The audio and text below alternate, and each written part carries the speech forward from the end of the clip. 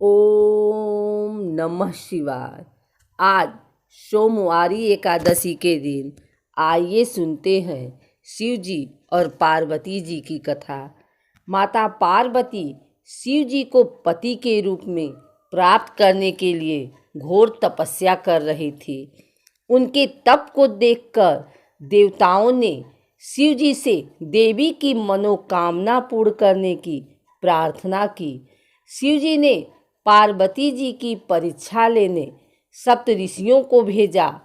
सप्त ऋषियों ने शिव जी के सैकड़ों अवगुण गिनाए, पर पार्वती जी को महादेव के अलावा किसी और से विवाह मंजूर न था। विवाह से पहले सभी वर अपनी भावी पत्नी को लेकर आश्वस्त होना चाहते हैं, इसलिए शिव जी ने स्वयं भी पार्वती की परीक्षा लेने को ठानी। भगवान शंकर प्रकट हुए और पार्वती को वरदान देकर अंतर्ध्यान हुए।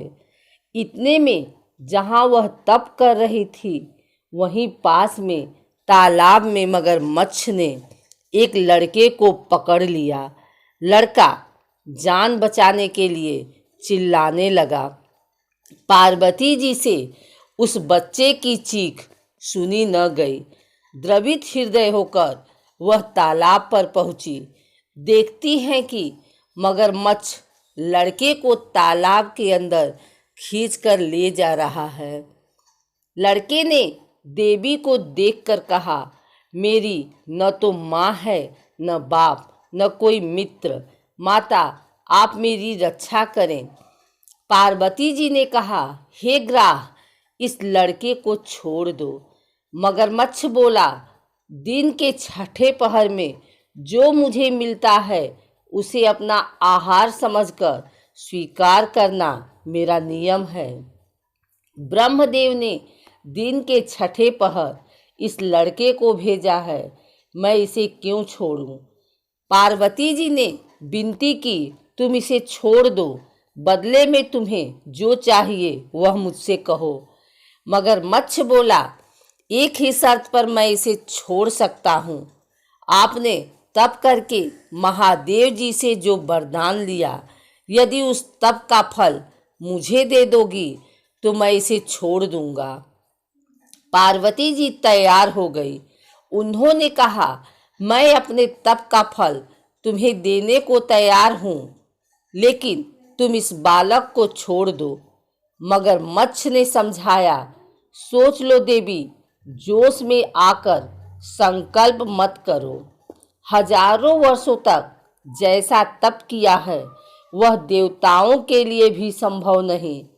उसका सारा फल इस बालक के प्राणों के बदले चला जाएगा। पार्वती जी ने कहा, मेरा निश्चय पक्का है, मैं तुम्हें अपने तप का फल देती हूँ, तुम इसका जीवन दे दो। मगरमच्छ ने पार्वती जी से तप दान करने का संकल्प करवाया। तप का दान होते ही मगरमच्छ का देह तेज से चमकने लगा। मगर बोला, हे पार्वती, देखो, तप के प्रभाव से मैं तेजस्वी बन गया हूँ। तुमने जीवन भर की पूंजी एक बच्चे के लिए व्यर्थ कर दी।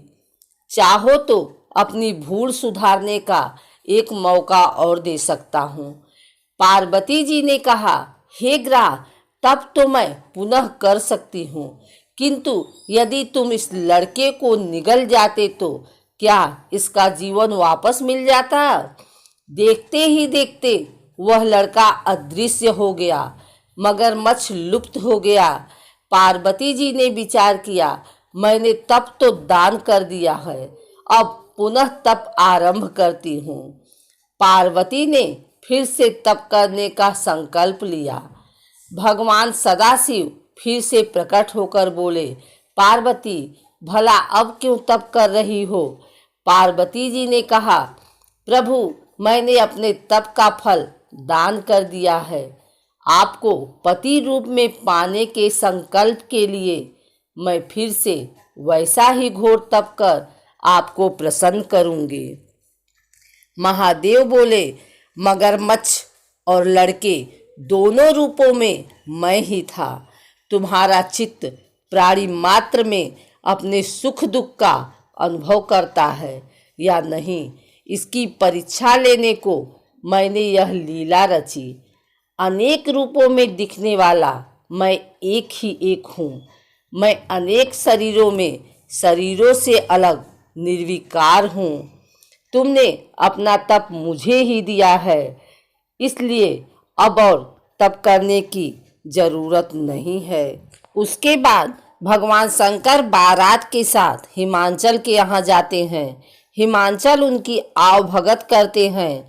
बारात तो विलक्षण थी। ऐसी बारात न किसी ने देखी और न देखेंगे। मदमस्त शिव के गढ़ और कोई मुखहीन, कोई विपुल मुख, भस्म लगाए हुए शिव जी।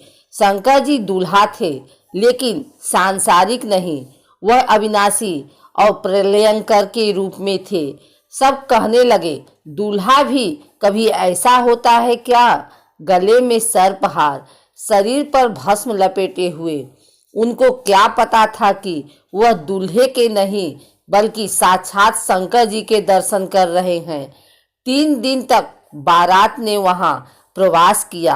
अब तो बारात कुछ घंटों की होती है, लेकिन शास्त्रीय परंपरा के अनुसार तब बारात कई दिन ठहरती थी। सारे मंगल कार्य विधि विधान से होते थे।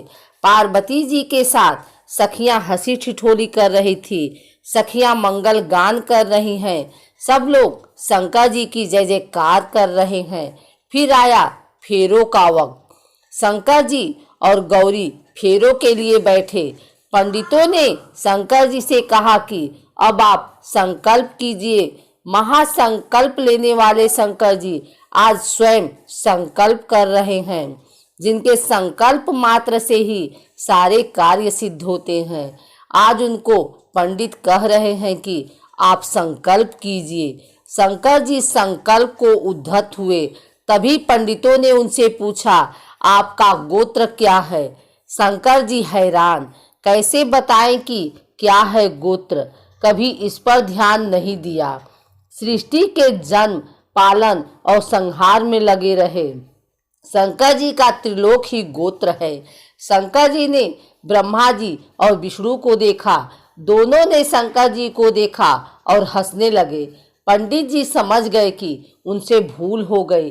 पंडित जी ने फेरे कराए और वहीं पर जयमाल की रस्म हुई।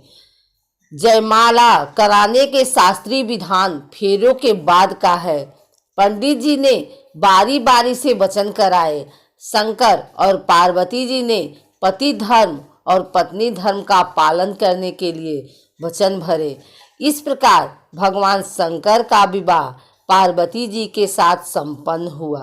बारात जब भी विदा की अनुमति मांगती, हिमांचल रोक देते। अभी थोड़ा रुको न, अभी थोड़ा रुको न। 3 दिन बाद बारात की तरफ से शंकर जी ने अनुमति मांगी तो हिमांचल ने और रोक लिया। हिमांचल बारात को नहीं रोक रहे थे, इसके पीछे उनका पितामह था। वह अपनी लाडली पार्वती को विदा करने का साहस नहीं कर पा रहे थे। करते भी कैसे, पिता का मोह होता ही ऐसा है। बाबुल के घर से विदाई के वक्त बहुत भावुक होते हैं।